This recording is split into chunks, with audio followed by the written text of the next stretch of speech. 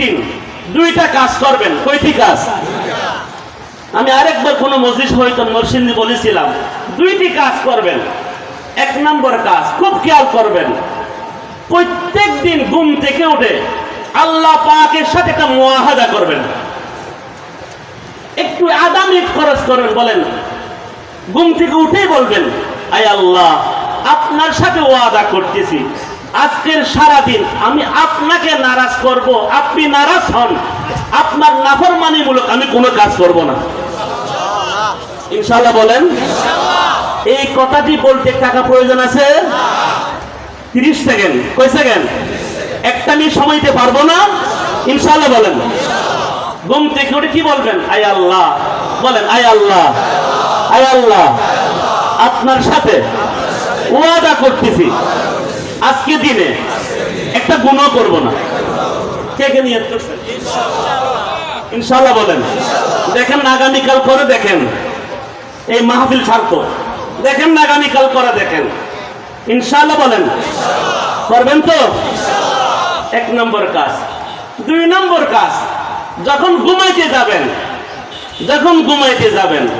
ঘুমাইতে যাওয়ার সময় একদম বিছানায় যাওয়ার পর, হয়তো মাথায় টুপি নাই, গায়ে গেঞ্জিও না থাকতে পারে, একবারে ঘুমাইতে যাওয়ার পূর্বেই একটু বিছানায় বসবেন।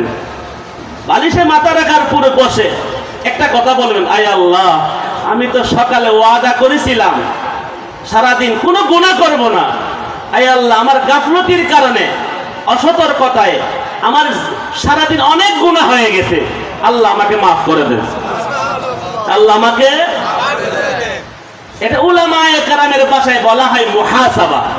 প্রথমটা বলা হয় মুআহাদা, দ্বিতীয়টা বলা হয় মুহাসাবা। বলেন একটা মুআহাদা, বলেন সবাই বলেন, এক হাত উঠান, বলেন একটা মুআহাদা।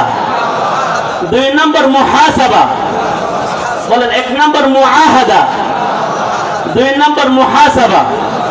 পারবো ইনশাআল্লাহ?